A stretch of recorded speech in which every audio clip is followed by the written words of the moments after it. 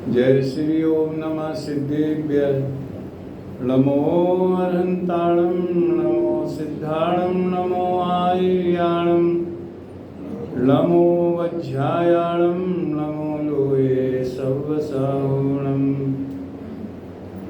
श्री आदिनाथ अनादि में त्या मोह का मर्दन किया आनंदमय ध्रुव धाम निज भगवान का दर्शन किया निज आत्मा को जान कर निज आत्मा अपना लिया निज आत्मा में लीन हो निज आत्मा को पा लिया निज आत्मा में लीन हो निज आत्मा को पा लिया मंगलमय मंगल करण वीतराग विज्ञान नमो ताई जाते भय हरहंतादि महान करि मंगल करियो महा ग्रंथ कर्ण को काज जाते मिले समाज सब पावे निज पद राज अहो उपकार जिनवर नो कुंद नो ध्वनि दिव्य नो जिन कुंद ध्वनि आज्ञा अहो श्री गुरु काननो। तीन तरह के मंगलाचरण हुए, तीनों की प्रासंगिकता। आज आदिश्वर मुनिराज का आहार दान का मंगलमय दिवस है, जो अक्षय तृतीया के नाम से जाना जाता है। दूसरा प्रसंग पूज्य गुरुदेव श्री के उपकार के स्मरण करने का है। वैसे उपकार दिवस तिथि तो कल थी, लेकिन कभी भी किया जाए तो प्रेरणा मिलती है। तीसरा प्रसंग ग्रंथ मोक्षमार्ग प्रकाशक आ गया है, उसकी विनय के लिए ये मंगलाचरण में शामिल किया गया। तीनों विषय पर क्रम से बोलने का भाव है। लगभग 45-50 मिनट अपन चर्चा करेंगे। पहला, आदिश्वर मुनिराज का अक्षय तृतीया का पावन दिवस हमें विशेष रूप से क्यों याद आता है। ये आहार तो सभी मुनिराज करते ही हैं और सभी तीर्थंकरों ने आहार किया ही हुआ है। मुनि अवस्था में भी करते ही हैं, केवली के बाद नहीं करते। उसका कारण ये है, इस हुंडाव सर्पणी काल में अनेक विचित्र घटनाएं घटी, जिसमें हुंडाव सर्पणी का प्रभाव तो पहले तीर्थंकर के समय ही दिख गया कि 6 महीने तक आहार दान की विधि, आहार की विधि न मिले। 6 महीने तक तो विकल्प ही नहीं आया। कैसी उनकी अंतर्दशा होगी। गुण स्थान वही का वही है, 6वां 7वां 6वां 7वां।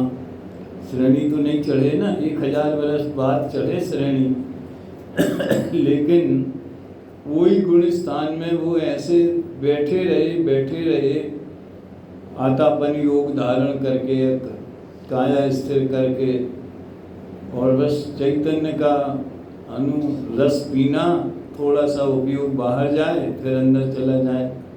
आहार का विकल्प ही नहीं आया। और जब आहार के विकल्प आए तो कोई उचित पात्र आहार देने वाला और विधि को जानने वाला नहीं था। ये कथा अपन सबको पता है।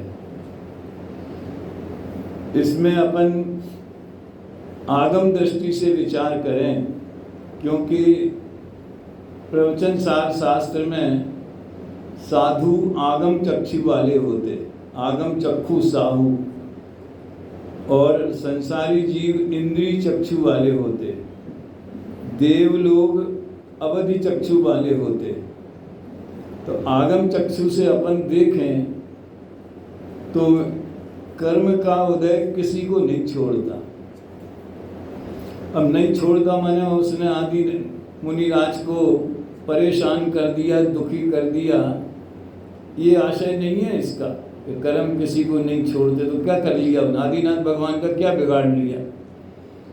कमठ ने पारसनाथ का क्या बिगाड़ लिया? ये तो अपनी बहुत स्थूल और एक तरह से कही जाए तो अज्ञान भरी भाषा है। किसी को नहीं छोड़ता, ज्ञानी उसको पकड़ते ही नहीं है। नहीं छोड़ने का अर्थ ये है कि उस उदय में जो परिणमन होने वाला है वो होके रहता है। भले अज्ञानी उससे प्रभावित होकर राग द्वेष में तन्मय होकर और कर्म बंद करते हैं, ज्ञानी उससे भेद ज्ञान करते हुए अपनी साधना में लीन रहते हैं। लेकिन जो परिस्थिति बनना थी वो बनी। और जैसा कि आप लोगों ने आदि पुराण भी पढ़ा होगा और डॉक्टर साहब भी दादा अपने प्रवचनों में बताते हैं कि कर्म भूमि की रचना के समय जब खेती करने का उपदेश उन्होंने दिया राजा ऋषभ देव की अवस्था में, तो बैलों को जो कवर लगाया जाता है, मास्क लगा दिया ना, आज की भाषा में बोले तो मास्क लगा दिया, मुसीका बांध दिया, उसे छोड़ने का कहना भूल गए। क्योंकि जनता तो कुछ नहीं जानती थी। लोग तो इतने भोले थे उस जमाने में भी, और आज भी हमने सुने 100-200 साल पहले भले भोले सज्जन थे कि उनने प्रवचन में सुना कि रात में पानी भी नहीं पीना चाहिए। दूसरे दिन लोग आए नहीं प्रवचन में, तो क्यों भाई क्यों नहीं आए? तो हमने भोजन तो किया था लेकिन आपने पानी पीने के लिए मना कर दिया था, तो झूठे मुंह हम कैसे आते? ऐसे ऐसे भी लोग होते हैं। हमारी माँ सुनाती थी घटना घटी हो ना घटी हो, लेकिन विवेक जब पानी पीने का भी निषेध है तो भोजन का तो उसमें शामिल हो ही गया ऑटोमेटिक।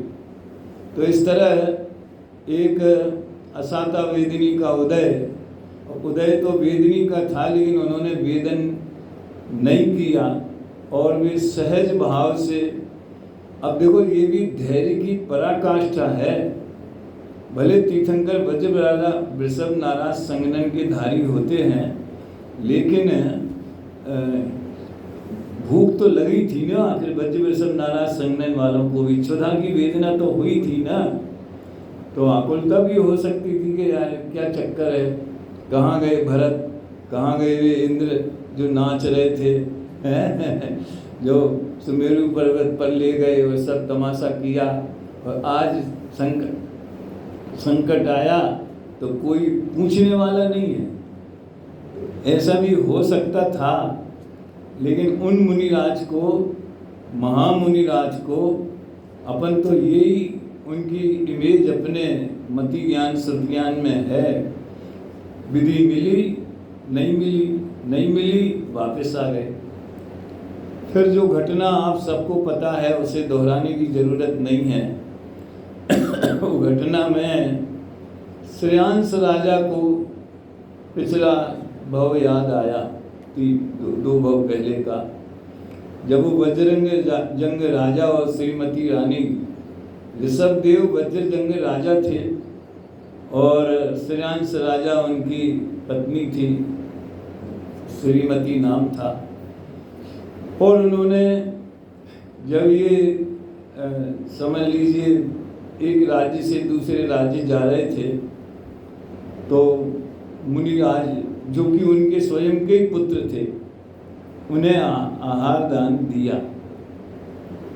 उस समय की घटना भी बड़ी रोमांचक है। 4 जीव जो त्रियंच थे, सिंह, सूकर, नेवला और बंदर, वो 4 जीव जो हैं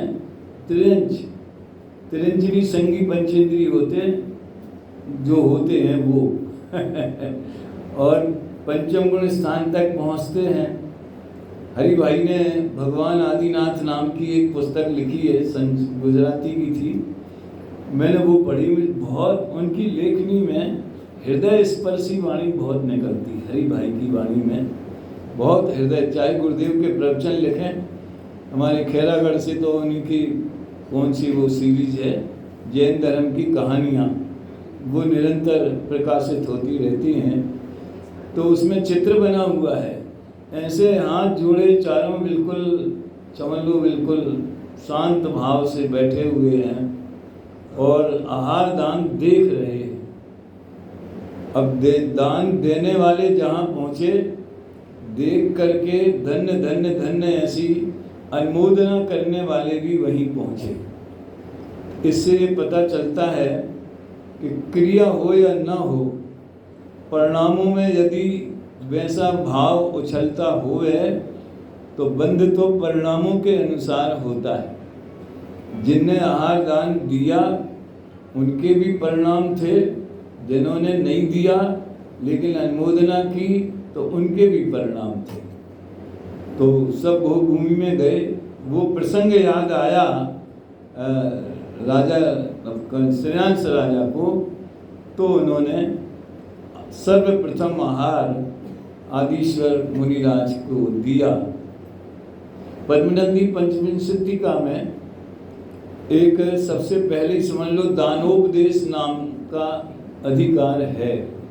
बड़ा सरल ग्रंथ है, कभी कभी भाव होता है कि हम उसका भी अनुवाद में आपने पढ़ा, उसमें पढ़ा होगा है। तो बहुत ही सरल और हृदयग्राही है ग्रंथ। आत्मानुशासन जितना सरल और आनंददायक है, तो उसमें दान की महिमा का वर्णन किया है। और जैन शासन में ऋषभदेव प्रभु धर्म तीर्थंकर के नाम से विस्तृत हुए, प्रसिद्ध हुए। तो ये दान तीर्थंकर के नाम से राजा श्रेयांश ये प्रसिद्ध हुए। तीर्थंकर क्यों लगाया गया इनके साथ? वैसे तो तीर्थंकर एक पारिभाषिक शब्द है जैन शासन का, कि वो तीर्थंकर प्रकृति का उदय वालों के लिए लगता है, लेकिन व्याकरण के हिसाब से देखा जाए तो तीर्थ प्रवर्तन करने वाले को तीर्थंकर कहते हैं। आप तो परीक्षा ग्रंथ में सुगत भी तीर्थंकर हैं, जिन्होंने बौद्ध धर्म चलाया। कपिल भी तीर्थंकर हैं, है ना। तीर्थकृत समया नामचा परस्पर विरोधतः सर्वेषाम आप्तता नास्ति कश्चिदेव भवेत् गुरु। समंतभद्र स्वामी ने तीर्थकृत समया नामचा, तीर्थ चलाने वाले भी बहुत से हैं, तो उनमें आपस में विरोध क्यों है, ये ऐसा कह के उन्होंने तीर्थंकर शब्द का प्रयोग किया है। जो भी हो, दान के नाम पर ज़्यादा बहुत कुछ कहा जा सकता है, अभी प्रसंग नहीं है। लेकिन अपने श्रावकों की भूमिका में जो दान की बात आती है, तो दान 4 प्रकार 4 संग को दीजिए, धन बिजली उनहार नरभव लाहो लीजिए। तो धन का प्रयोग तो वहाँ भी किया है, लेकिन ऐसे धन का नहीं जिसकी आज अपन बोलबाला है। वहाँ तो औषधि शास्त्र अभय आहारा 4 तरह के दान की बात है। कौन से मुनिराजों के लिए अभय दान और ज्ञान दान वो देने वाले हैं, और आहार दान लेने वाले हैं। समझ में आया ना? औषधि दान और आहार दान मुनिराज लेने वाले हैं और ग्रस्त देने वाले हैं। और अभय दान के पीछे काय के लिए लगते? अभय दान के लिए। कोई मच्छर, कोई कीड़ा चींटी भी हमारे निमित्त से प्राण वियोग नहीं हो जाए, प्राण पीड़ा नहीं हो जाए, उनसे बड़ा अभयदानी और कौन होगा? समझ में आया ना? गृहस्थों को भी यथायोग्य भूमिका अनुसार होता है, कोई वैसी बात नहीं, उतना तो नहीं होता। तो दान में सबसे ज़्यादा महिमा उस पद्मनंदी पंचविंशतिका गृह में आहार दान की गई। बहुत सारे छंद आहार दान के संबंध में हैं। और पूज्य गुरुदेव श्री ने जो शायद उसी ग्रंथ के ऊपर व्याख्यान किए जो श्रावक धर्म प्रकाश नाम के संग्रह में संकलित हैं, और उसमें गुरुदेव खुद कहते, अहो श्रावक को ऐसा प्रमोद आता है कि हमारे आंगन में मुनिराज पधारे हैं तो मानो रत्नत्रय धर्म पधारा होवे, साक्षात मोक्ष मार्ग आया है, चलते फिरते सिद्ध आए हैं। और मेरे द्वारा यह सब व्यवहार की बात भी देखो, लेकिन उसमें भक्ति कितनी उछलती है। मेरे हाथों से दिया गया आहार ये मुनिराज ग्रहण करेंगे, उसके निमित्त से इनके रत्नत्रय धर्म की साधना होगी। ख्याल में आया ना? ये सब शरीर भी तो एक बाह्य साधन है ही ना, आखिर किसी न किसी रूप में। शरीर स्वस्थ रहे तो साधना का स्वरूप दूसरा होगा, शरीर अस्वस्थ रहे तो साधना बिगड़ जाएगी कमजोर भूमिका वालों की। इस तरह से है।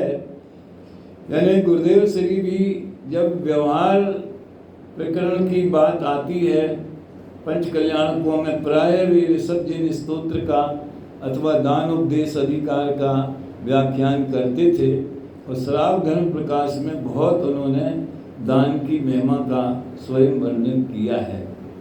तो हमें इस प्रकरण में एक तो मुनिराज ऋषभ देव की साधना, भले वो आहार के लिए निकलते हों लेकिन वो विचलित नहीं हुए होने का सवाल ही नहीं था, है? उनके साथ जो 4000 राजा दीक्षित हुए वे तो बहुत जल्दी विचलित हो गए, पूरी उनके अंदर में वो विशुद्धि नहीं थी, लेकिन उन्होंने साम्य भाव से उस प्रसंग को जाना, उसके ज्ञाता रहे। ये बात प्रेरणा लेने लायक है। मैं कल से विचार कर रहा हूँ, जब से मैंने पढ़ा कि मुझे अक्षय तृतीया के अवसर पर बोलना है। हुन्नाव सर्वणी काल में 2 विचित्र घटनाएं घटी, एक पहले तीर्थंकर के बारे में और एक अंतिम तीर्थंकर के बारे में। पहले तीर्थंकर को 6 महीने तक विधि नहीं मिली, समझ में आया, मुनि अवस्था में, और अंतिम तीर्थंकर केवली हो गए तो भी 66 दिन तक ध्वनि नहीं खिली। तो किसका कैसा कर्ता कर्म अपन मान सकते? उदय का अंतरंग निमित्त तो कर्मोदय ही है, और वाणी का योग नहीं था। समझ में? तीर्थंकर प्रकृति का उदय तो हो गया लेकिन वाणी का योग नहीं था। आप कहोगे कैसे हो गया? जब वाणी खिली तभी तीर्थंकर कहना चाहिए ना। लेकिन 34 अतिशय और 8 प्रातिहार, उसमें दिव्य ध्वनि वाला अतिशय नहीं हो पाया। बाकी कमल है, समूसरण है, सिंहासन है, 8 प्रातिहार है, वो तो सब था ही, लेकिन दिव्य ध्वनि नहीं खिली। इस तरह से ये घटनाएं कर्म उदय का समझ लो एक व्यवस्थित परिणमन और उसके अनुसार होने वाले संयोग उनकी ओर ध्यान दिलाता है। तो हम सब आहार दान के आज अक्षय तृतीया के प्रसंग में, तृतीया श्रेयांश राजा ने अक्षय कर ली, यानी उन्होंने ऋषभ मुनिराज को आहार दे करके अक्षय पद का अनुमोदन किया, अक्षय साधना का अनुमोदन किया, और फिर वे भी मुक्ति को पधारे। ये बड़े अच्छे रोमांचक प्रसंग हैं जो वर्तमान युग से हमें ज्ञात होते। दूसरा प्रसंग पूज्य गुरुदेव श्री के बारे में है।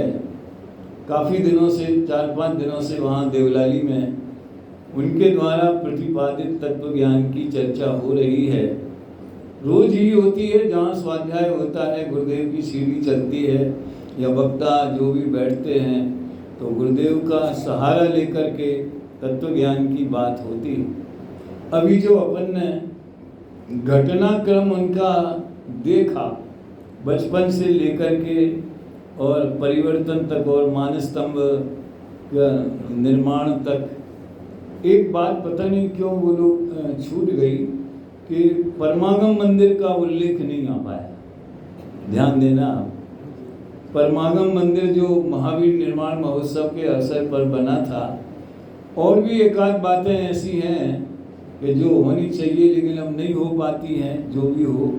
लेकिन मुख्य बात, क्योंकि सीधे उन्होंने वचनामृत भवन के ये नंदीश्वर जिनालय के शिलान्यास का उल्लेख हुआ, वो बहुत, मैं बड़ा सौभाग्यशाली हूँ कि उस परमामंगल मंदिर की प्रतिष्ठा में मुझे एक साधारण सहभागी होने के रूप में अवसर मिला। पंडित धन्नालाल जी से हमारा बहुत परिचय था। पंडित धन्नालाल जी प्रतिष्ठाचार्य थे और वो हमें पुत्र जैसा स्नेह प्रदान करते थे, मानते थे। तो उन्होंने हमको भी उसमें शामिल किया। तो जिसकी एंट्री होती ना प्रतिष्ठा विधि सीखने में, सबसे पहले उसको जाप में बिठाया जाता है कि तुम ये काम करो। तो 15-20 लोग थे, जाप में बिठाए, हम भी जाप में बैठ गए और बड़ा गौरव था कि भाई हम भी इस महोत्सव में शामिल होने में अवसर मिला। फिर एक छोटी सी घटना देखो, बाह्य वेश का कितना असर पड़ता है। जब भगवान प्रतिष्ठित होने वाले थे तो उन्होंने पास दिए थे एंट्री के लिए अंदर, और वो हमारे पास था नहीं कि गुम गया, हमें ध्यान नहीं है। तो वो कार्यकर्ता ने हमें अंदर नहीं जाने दिया। हम ऐसे ही पजामा कुर्ते में थे।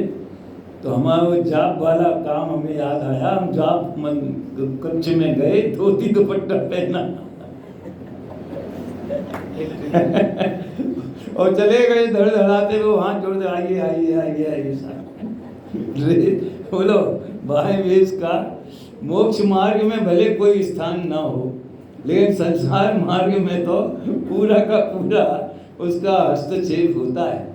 इसलिए कहा जाता है कि सभी लोग जुलूस में चलें तो सफ़ेद कपड़े पहन के चलें, महिलाएं क्या बोलते हैं वो पीला वीला वस्त्र पहन के चलें, विद्वानों को ऐसे पैंट शर्ट में बैठ जाएं तो अच्छा नहीं लगता।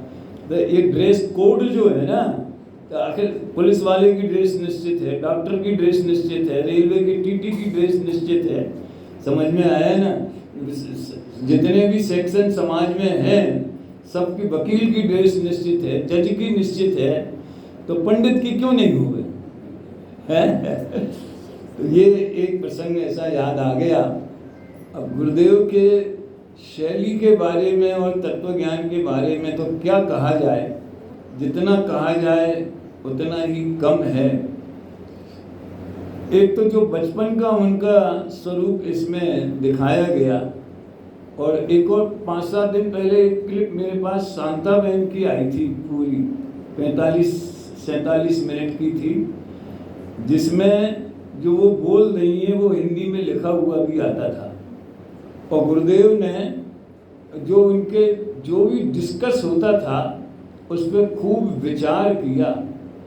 देखो, अपन कितने पॉइंट निकाल सकते हैं, कितनी बातों पे विचार कर सकते हैं। समय सार हाथ में आया तो कौन सी ऐसी उनकी बुद्धि थी कि आ तो अशरीरी थवानो शास्त्र छे, ये उद्गार उनके हृदय से निकले। लेकिन समय सार मिलने के पहले ही 2 बातें उनके चिंतन में और वाणी में आ गई। एक तो वो यक्ष की प्रतिमा वाली बात जो उन्होंने वहाँ सुनाई थी, जीवाभिगम नाम का 32वां सूत्र, यही नाम था ना दिलीप भाई, जीवाभिगम नाम का 32वां सूत्र। उसमें अकृत्रिम जो जिन बिंब हैं वो जिनेंद्र के समान हाइट वाले होते। अब गुरुदेव ने थोड़ा 5 हाथ 7 हाथ ऐसा बोला, वो उस समय उनको वही ख्याल में होगा। असल में तो नंदीश्वर पूजा में स्पष्ट उल्लेख 500 धनुष तन पद्म आसन परम। इसका भी एक गणित है। मैंने पंडित साहब से भी चर्चा की थी इसकी, बड़े पंडित जी से, मृत्युंजय जी। बैठी हुई प्रतिमा 500 धनुष की नहीं होती। 500 धनुष का आदमी बैठ जाए तो जितनी हाइट होगी समझ लो 5 फुट का व्यक्ति बैठे तो हाइट कितनी होगी बताओ? 3-3.25 फुट की जितनी भी होगी, तो ये अर्थ मुझे भाषित होता है। 500 धनुष तन, 500 धनुष का शरीर, पद्मासन परम, पद्मासन में बैठा हुआ है। जो भी हो, कल ही मैंने हमारी जो वो परिचर्चा में ये बात कही थी, ध्यान देने लायक बात है कि गुरुदेव को जो तत्व ज्ञान समय सार से मिला, तो व्यवहार का अभूतार्थपना और शुद्ध नय का ज्ञायक स्वभाव का भूतार्थपना, वो उसमें अपूर्णता उनको भाषित हुई। और इसलिए वो समय सार पर इतने रीझे कि एकत्व विभक्त आत्मा की बात, जिसके आश्रय से सम्यक दर्शन होता है, ऐसी बात कहने वाला तो और कोई ग्रंथ है ही नहीं है। सुनना ध्यान से, मैं अब तुलना करना चाहता हूँ। लेकिन जो संप्रदाय से मतभेद हुआ, वो निश्चय के कारण नहीं हुआ। संप्रदाय से मतभेद, व्यवहार का लोप वहां हो रहा था, वो उन्हें सहन नहीं हुआ। बात समझ में आई? उनने जीवन भर ये बताया कि भगवान की वाणी सुनने से लाभ होता है, ऐसा मानना मिथ्यात है। ठीक है, वो निमित्त मात्र है, लाभ तो अपनी योग्यता से होता है। पूरी कथा तो ये है। फिर प्रतिमा जी के वंदना से पूजा शुभ भाव है, पुण्य है, उसमें धर्म नहीं है, धर्म मानना मिथ्यात है। तो जीवन भर तो वो व्यवहार परमार्थ नहीं है। समझ में आया ना? ये बात के लिए प्रसिद्ध हैं। लेकिन जो संप्रदाय के प्रति उनका मोह टूटा, वो यार ये लोग तो प्रतिमा जी का ही निषेध करने लगे, ऐसा। यानी वो एक बात कहते थे कि किसी ने कोई कर्जा लिया हो और 10,000 रुपये का कर्जा लिया हो, वो उनके प्रवचनों में भी ये उदाहरण आता है। अब 10,000 का फिगर होगा नहीं होगा वो मुझे पता नहीं, उदाहरण समझ लेना ध्यान से प्रकाश भाई। तो सेठ ने 10,000 के आगे 1 शून्य लगा दिया, तो 1 लाख रुपए कर्जा हो गया। और जिसने कर्जा लिया था उसने 1 शून्य हटा दिया, तो 1,000 रुपए रह गए। अब दोनों में मतभेद हुआ। वो कहता था कि 1 लाख रुपए लेना है, देने का 1,000 रुपए देना है, ऐसा। और एक्चुअल में थे कितने? 10,000। ऐसा कई बार उनके व्याख्यान में सुना मैंने। ये उदाहरण लागू कैसे होता है? कल्पित उदाहरण है, जो भी होवे। तो किसी ने तो प्रतिमा का लोभ ही कर दिया। और वो ये कहते थे उनके जो सीनियर थे, गुरु भाई वगैरह, देखो प्रतिमा की पूजा तो मिथ्या दृष्टि करते, क्योंकि वो भक्ति में धर्म मानते हैं, प्रतिमा से धर्म मिलेगा ऐसा मानते हैं, तो वो करेंगे। सम्यक दृष्टि को तो आत्मा मिल गया ना, अब वो तो पर से लाभ मानते ही नहीं है, तो वो क्यों पूजा करेगा? भगवान प्रतिमा के आगे, जड़ पत्थर के आगे क्यों नमस्कार करेगा? गुरुदेव ने उसका जवाब दिया, सच्ची पूजा तो सम्यक दृष्टि को ही होती है। और उस जमाने में 1971 संवत, समझ में आया ना? 103 बरस हो गए उस बात को। 1971 और भी ज़्यादा, अभी तो 2082 चल रहा है, 111 बरस हो गए। तो उन्होंने तर्क क्या दिया कि देखो, सम्यक दृष्टि को सम्यक ज्ञान होता है, और सम्यक ज्ञान में दोनों नए होते हैं। समझ में आया ना? और जिसको नए होते हैं उसी को निक्षेप होता है।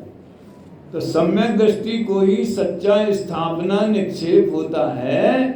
इसलिए असली पूजा मतलब सच्चा व्यवहार, निश्चय पूजा की बात नहीं, सच्चा व्यवहार जो है वो सम्यक दृष्टि को ही होता है।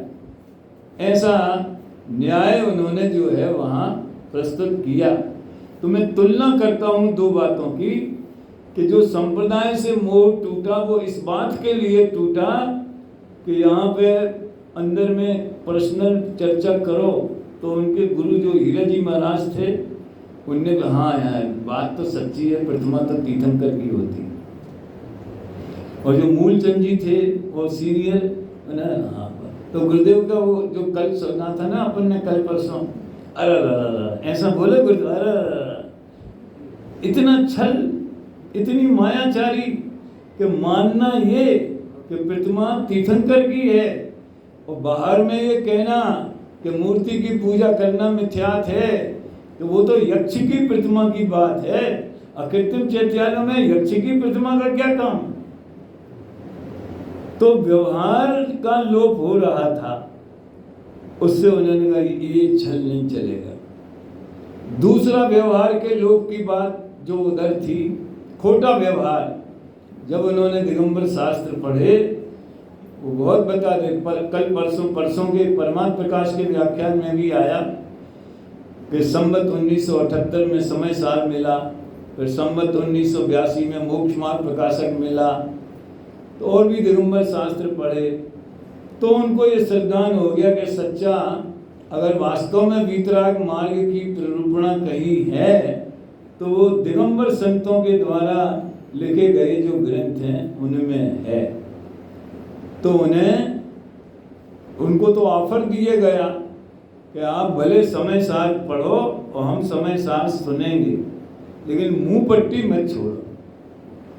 तो मैं इस पर विचार करता हूँ कि 4 इंच की होगी जितनी भी होगी, समझ में आया ना, 5 इंच की मुंह पट्टी ने उनका क्या बिगाड़ा था कि जो वो विद्रोह पे उतर आए और इस कीमत पे कि रोटियां नहीं मिलेंगी, समझ में आए ना, कौन पूछेगा क्या होगा, तो बहुत धमकियां और डराया धमकाया, जो भी वो सब उस समय के आया था ना पेपरों में सब आ गया। सोनगढ़ इसलिए पसंद किया था कि सोनगढ़ बढ़िया नाम है, गोल्डन इस हिसाब से नहीं, कोई स्थानक वासी जैन नहीं था, श्वेतांबर जैन भी नहीं था, दिगंबर की तो बात ही छोड़ो। उनने सोच लिया धन समाज गजबाज राज कछु काज न आवे, ज्ञान आपको रूप भये थिर अचल रहावे।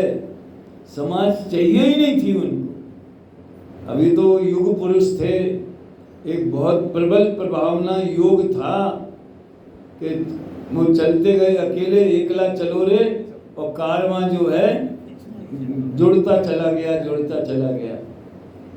तो 4 अंगुल की जो है 5 इंच की पट्टी ने क्या बिगाड़ा था? तो व्यवहार की ही बात थी ना वो, है? तो उन्हें वो मुनि पने का व्यवहार कैसा होना चाहिए, निर्ग्रंथ दशा होना चाहिए, तो फिर पूरे कपड़े उतार देते, लेकिन उन्हें मुनि नहीं होना था ना। और उसकी भी एक बढ़िया कहानी है, समझ लो, एक लॉजिक है। वो जो गृहीत मिथ्यात्व का प्रतीक था, वो देखो लोक में प्रतीकों का कितना महत्व होता है। वो लोकसभा में, नई लोकसभा में उन्होंने रखा ना, वो क्या बोलते हैं उसको, बड़ा दंड, राजदंड टाइप का है, सिंगल जो है, और वो साउथ से मंगाया। ये किस बात का प्रतीक है? हमारा तिरंगा झंडा किस बात का प्रतीक है? कपड़े का। कपड़ा, उसके महत्व इतने ही है कि 100-200 रुपए का कपड़ा खरीद लिया, इतने ही महत्व है क्या? स्थापना निक्षेप हमारे राष्ट्रीय जीवन में भी कितना प्रभाव रखता है, ख्याल में आया ना? तिरंगे का अगर उल्टा सुल्टा लगा दो तो केस हो जाता है, हैं? तिरंगे का कोई अपमान करे तो उसको जेल हो जाएगी। अरे साहब कपड़ा था, आप कहा पागल हो? पूरे राष्ट्र की अस्मिता, पूरे राष्ट्र का गौरव उस तिरंगे झंडे में। तो लोक में भी आप प्रतीक है या स्थापना, पूरे वो भारत की स्थापना निक्षेप उसमें की गई है। भारत का चिन्ह नहीं है, भारत का नक्शा नहीं है, लेकिन संविधान ने भारत का राष्ट्रीय ध्वज स्वीकार किया है। उसी तरह से उनके संविधान में साधु का चिन्ह स्वीकार किया गया था, जो कि उन्हें बर्दाश्त नहीं हुआ। तो बढ़िया बढ़िया चित्र दिखाया था इसमें, धोती फटते हुए का, धोती एकदम से फट गई है और उसकी आवाज भी डाली उन्होंने। कैसे मतलब कलाकारी जो है ये सब पूरा समझ लो जैसे जीवंत अपन देख रहे हो। दूसरी बात, फिर समाज उनसे, दिगंबर समाज ये रखती थी, क्या बोलते हैं, अपेक्षा कि जब आप इतने डोलते हैं दिगंबर संत और मुनिराज और ये वो, तो खुद मुनि क्यों नहीं हो जाते ऐसा। तो वो कहते थे भैया हमारी भूमिका हम जानते, हमारे अंदर की विशुद्धि, अंदर का पुरुषार्थ वैसा नहीं है तो नहीं हुए हैं। जबरदस्ती खींचा तान के मार्ग सच्चा मिल गया और उन्होंने सच्चे मार्ग को अपना लिया। यही उनके जीवन का मंगलमय प्रसंग था जो अपन सबके लिए मंगलमय हो गया। एक जबलपुर की घटना है कि दास कहते थे हम मुनिराज के दासानुदास हैं, हम तो मुनियों के दासानुदास हैं। एक सन 72 की बात है, मैं खुरई में था 10 लक्षण में, और पंडित नेमीचंद जी काका, आप लोग जानते होंगे उनको, रखियाल वाले, वो जबलपुर आए थे। बाबू भाई शायद विदिशा में थे, तो उसके बाद में बाबू भाई भी गए जबलपुर, मैं भी गया, और वहाँ से उस तरफ से पंडित मक्खन लाल जी आए थे, दादा को जिन्होंने मुरैना विद्यालय में पढ़ाया। उन मुझे तो केवल इतनी बताना है कि उन्होंने अपने प्रवचन में कहा कि अगर कांजी स्वामी एक भी प्रतिमा ले लेवे तो मैं अभी जाके उनके पैर पकड़ लूं।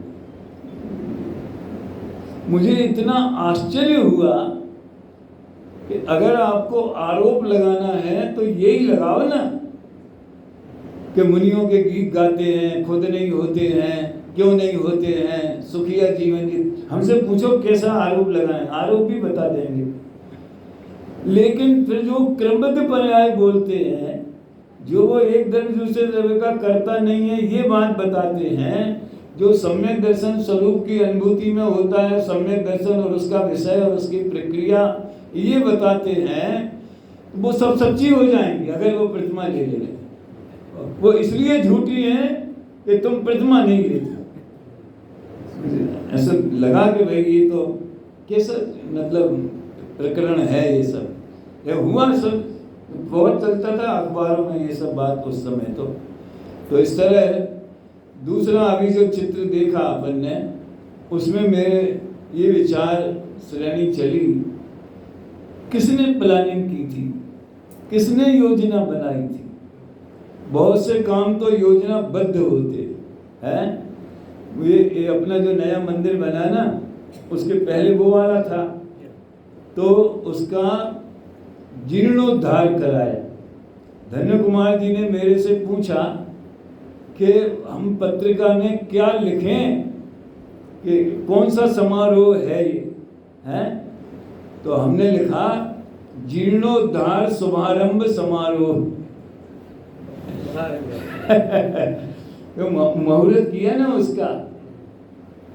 तो कई चीजें यहाँ के पहले के विकल्पों में, अगर ऐसा मंदिर बनाना है, इंजीनियर से बुलाया, ये करवाया, सब हुआ।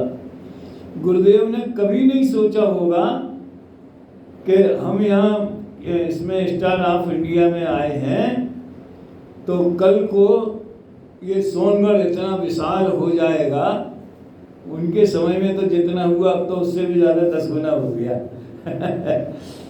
ये भी लोगों की जो एक दुष्कल्पना थी कि गुरुदेव के बाद सोनगढ़ वीरान हो जाएगा, कौवे उड़ेंगे, कौन आएगा इधर। ऐसी हमारे तत्कालीन साथियों में, मुमुक्षुओं में चिंता भी होती थी कि यार क्या होगा।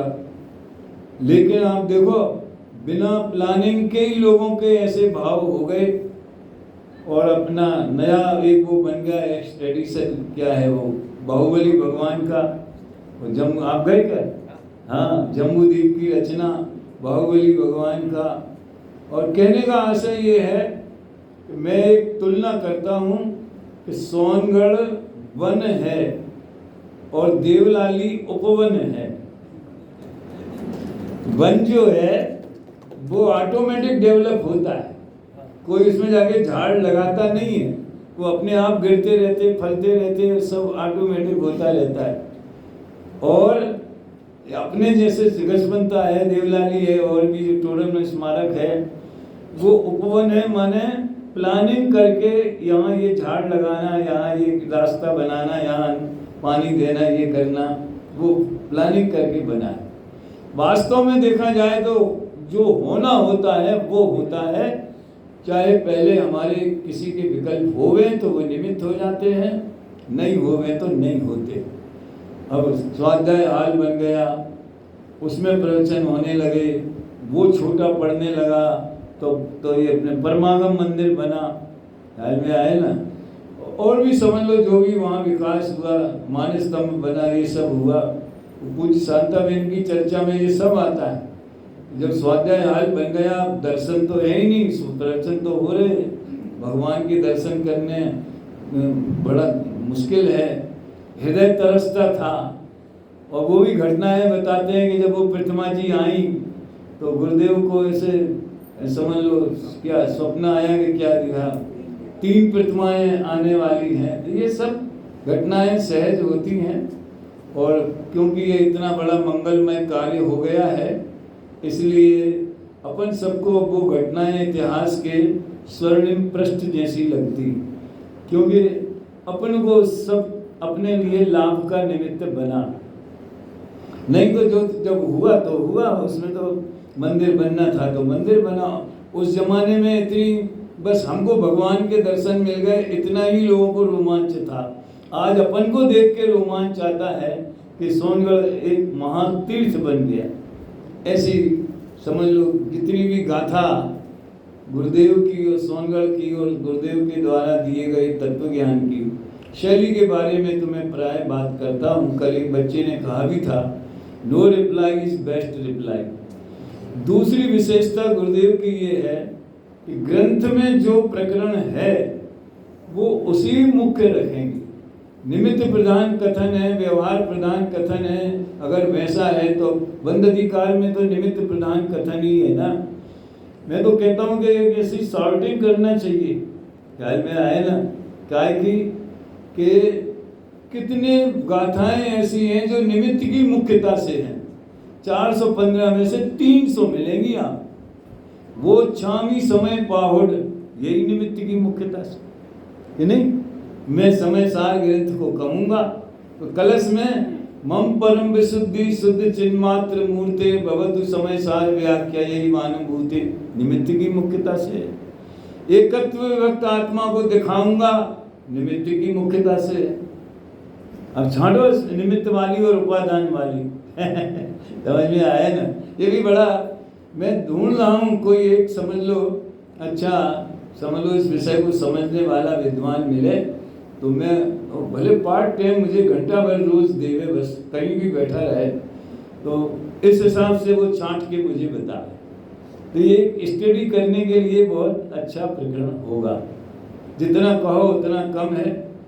एक प्रकरण में इसमें से जो मैंने अनिल से कहा था कि सम्यक ज्ञान का अन्यथा स्वरूप, इसका एक प्रकरण आप बताना। तो वो 2-4 लाइनें मैं पढ़ूंगा क्योंकि 43 मिनट हो गए हैं, अपने को 11:15 तक का ही टाइम था। कोई बात नहीं, आप सब निराकुल दिख रहे हैं मुझे, हम भी निराकुल हैं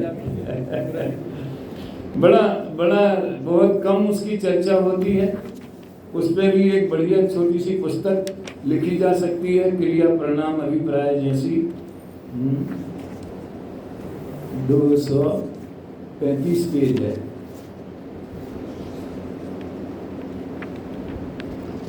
इसमें देखो 7वें अधिकार में क्या विषय वस्तु है, ये सब आपको पता है।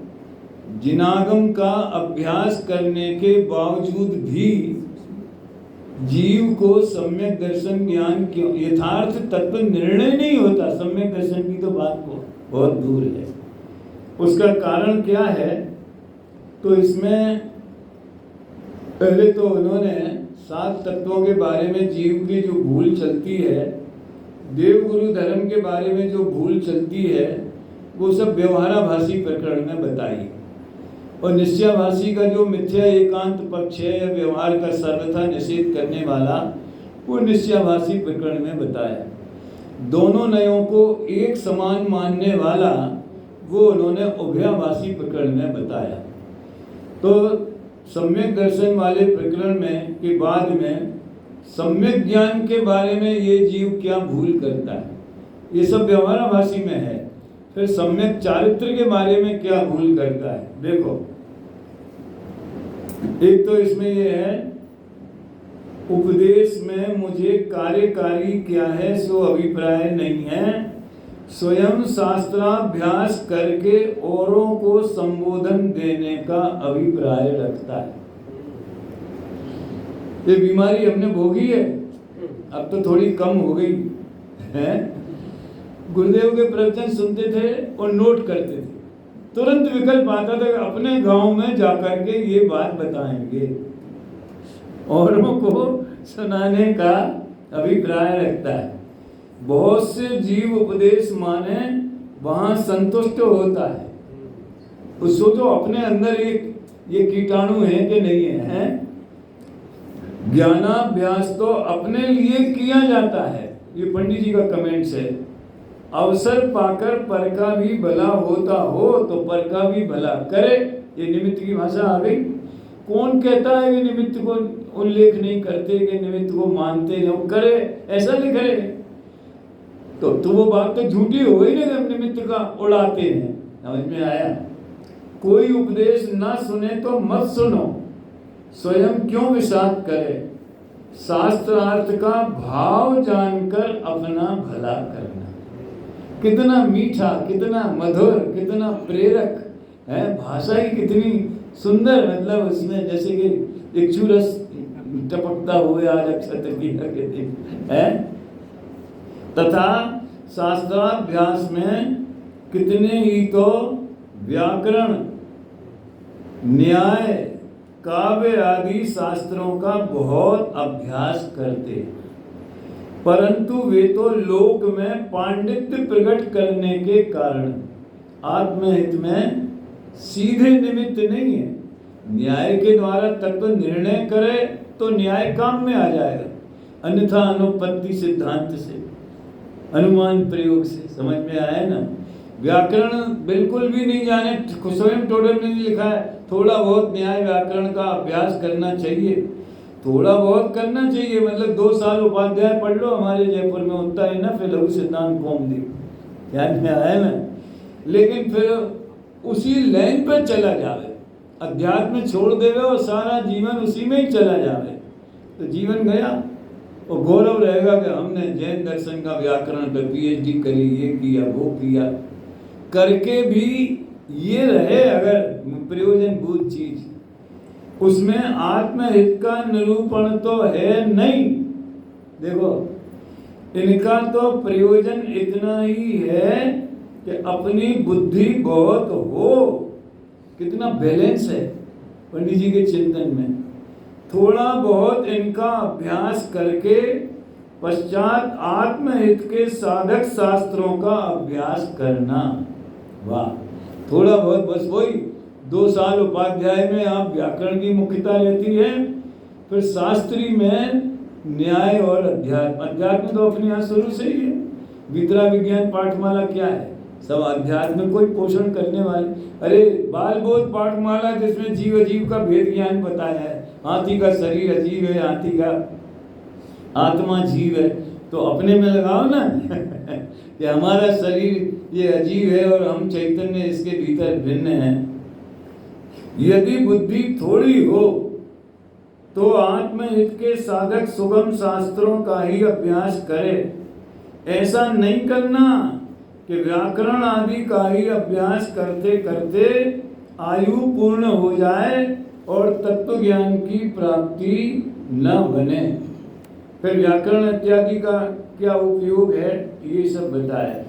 और वो थोड़ा एक पेज उनका है, अंत में और देखो, कितने ही जीव पुण्य पाप आदि फल के निरूपक पुराण आदि शास्त्रों का, ये है 236 पेज पे, पुण्य पाप क्रिया के निरूपक आचार आदि शास्त्रों का, गुण स्थान मार्गणा कर्म प्रकृति त्रिलोक आदि के निरूपक कर्णान योग के शास्त्रों का अभ्यास करते हैं।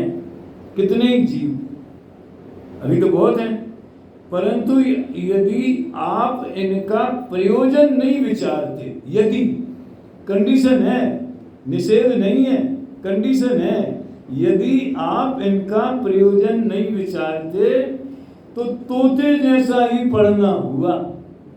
अभी इसमें अध्यात्म की बात नहीं आई, कर्णान योग, चरणान योग और प्रथमान योग की आई। और यदि इनका प्रयोजन विचारते हैं तो पाप को बुरा जानना, वहां भी फंस गया जीव, पुण्य को भला जानना, गुण स्थान आदि का स्वरूप जान लेना, जितना इनका अभ्यास करेंगे उतना हमारा भला है, इत्यादि प्रयोजन का विचार किया है। सो इससे इतना तो होगा कि नरक आदि नहीं होए, प्रयोजन भी मोक्ष मार्ग का नहीं विचारा, भला होगा बस, स्वर्ग आदि होंगे परंतु मोक्ष मार्ग की प्राप्ति नहीं होगी। थोड़ा सा 2-4 लाइन और। तत्व ज्ञान के कारण अध्यात्म रूप दिव्यान योग के शास्त्र हैं। तत्व ज्ञान के कारण मतलब तत्व ज्ञान के साधन है, समझ लो। कितने ही जीव, अभी अपन लोग आ गए इसमें, उन शास्त्रों का भी अभ्यास करते हैं, परंतु वहां जैसा लिखा है वैसा निर्णय स्वयं करके आपको आप रूप, पर को पर रूप, आश्रवादी का आश्रवादी रूप सिद्धांत नहीं करते। मुख से तो निरूपण ऐसा करें कि जिसके उपदेश से अन्य जीव सम्यक दृष्टि हो जाए। यहाँ वो शंका पड़ती है कि मिथ्या दृष्टि के उपदेश से सम्यक होता है क्या, यहाँ वो चक्कर पड़ता है। उसके बहुत से रास्ते हैं। जैसे कोई लड़का स्त्री का स्वांग बनाकर ऐसा गाना गाए जिसे सुनकर अन्य पुरुष स्त्री कामरूप हो जाएं, परंतु वो तो जैसा सीखा वैसा कहता है, उसे कुछ भाव भाषित नहीं होता। हमारा समय साथ पढ़ना कहीं ऐसा तो नहीं है इसलिए स्वयं कामासक्त नहीं होता। तो इस तरह किस अनुयोग के अभ्यास में कहाँ जीव अटकता है और कैसे उसको लाभदायक बनाया जाए, इसका बड़ा सुंदर विवेचन इसमें है। तो जो 3 बिंदु आज के अपन ने चुने थे, अक्षय तृतीया, गुरुदेव का उपकार और मोक्ष मार्ग प्रकाशन, तीनों की चर्चा हुई समय। अरे बाबा, आज 6 डाला दिवस भी है हमने तो शाम को वहाँ विचार किया है। 6 डाला की समीक्षा करने का भी विचार है देवलाली में, और समझ लो पाठ भी थोड़ा बहुत करेंगे, जो भी होगा। 6वीं ढाल का पाठ कर, अभी कर सकते हैं 6वीं ढाल का पाठ।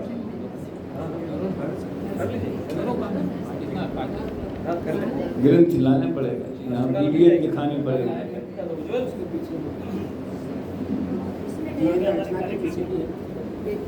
कल है